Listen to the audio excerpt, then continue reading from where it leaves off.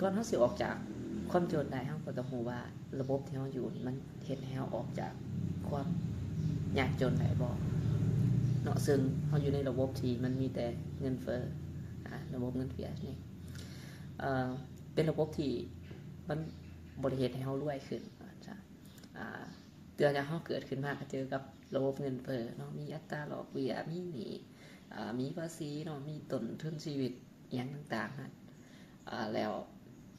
เกิดขึ้นมาบ่ทันมีหยังแหละติดลบแล้วเนาะฉะนั้นแหละ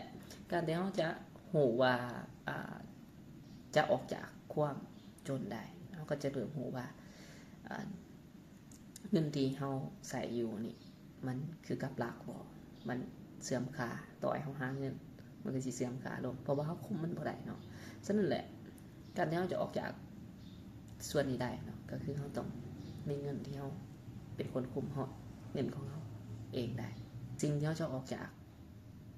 นั้นความยากจนได้นี่บ่แม่นว่าเราต้องหาเงินเก่งเนาะแต่มันก็ต้องคือเราต้องรู้ว่าระบบที่เราอยู่นี่มันบ่ได้เอื้ออำนวยให้เราจะออกจากความจนได้เนาะฉะนั้นเราต้องเอารู้ว่าเกมนี่จังได๋ก็บ่มีวันชนะควรจะออกจาก